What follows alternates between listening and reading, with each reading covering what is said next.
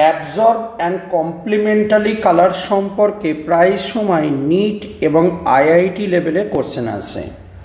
আমরা এখানে দুটো মডেল কোশ্চেন নিয়েছি এবং খুব সহজে এই ধরনের কোশ্চেনগুলোকে কিভাবে সলভ করা যায় সেটা নিয়ে এক্সপ্লেন করব। প্রথমটা কালার কোশ্চেনটা দেখো কী দেওয়া আছে, the colour of light absorb by aqueous solution of copper sulphate. এটার জন্য প্রথম তোমাকে জেনে নিতে হবে এই কপার সালফেট তোমার কাছে কি কালার শো করে। কপার সালফেটের কালার কি হয়, মানে এমিটেড কালার বা কমপ্লিমেন্টারি কালারটা কি হয় এর, রাইট?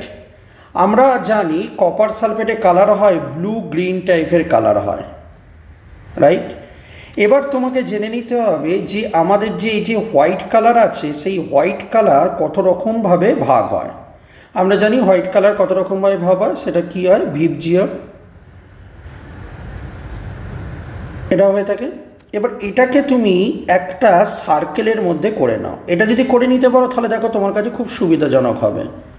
এই যে 7টা কালার আছে, 7টা কালারকে একটা কালার হলো অ্যাকচুয়ালি মার্চ কালার হয়ে থাকে, সেটাকে বাদ দিয়ে তুমি বাকি 6টা কালারকে তুমি করে নাও। তো তুমি এখানে ভায়োলেট রাখবে, ইন্ডিগোটা বাদ দেবে শুধুমাত্র, ঠিক আছে? বি, কারণ ভায়োলেট আর ব্লুর মাঝামাঝি প্রায় ইন্ডিগো কালারটা হয়, তাই জন্য ওটাকে বাদ দিলাম। গ্রিন, ইয়েলো, অরেঞ্জ আর এটা হলো রেড।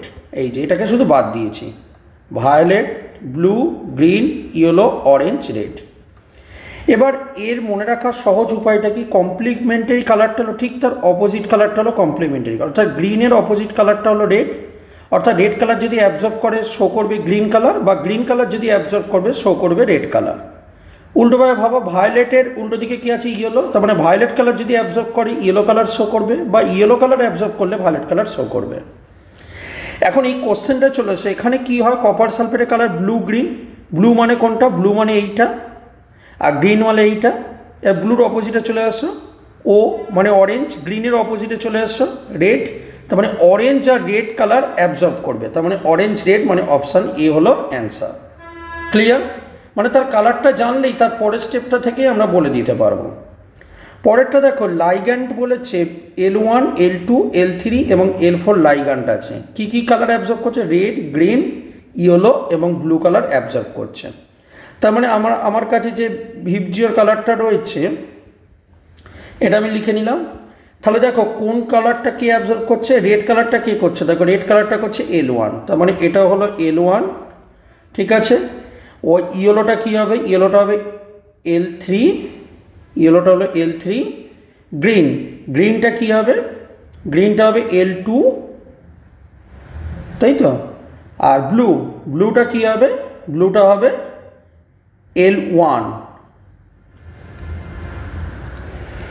সো L4টা হলো ব্লু, রাইট? এবার ব্যাপারটা কি আছে, এবার ব্যাপারটা কি না, এই যে ভায়োলেট থেকে রেডের দিকে যত যাচ্ছ তত কি হচ্ছে, তার ওয়েভলেন্থটা হাই হচ্ছে।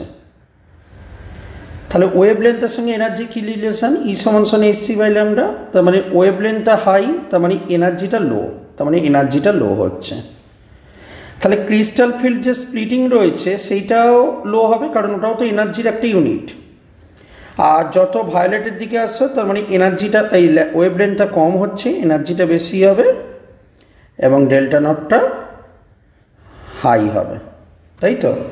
তা ডেল্টা নট কোনটার ক্ষেত্রে সব থেকে বেশি, ডেল্টা নট সব থেকে বেশি দেখতে পাচ্ছ এই ব্লুর ক্ষেত্রে L4, তারপর কোনটা হচ্ছে, তারপর হচ্ছে L2, তারপরটা হচ্ছে L3, তারপরটা হচ্ছে L1, রাইট?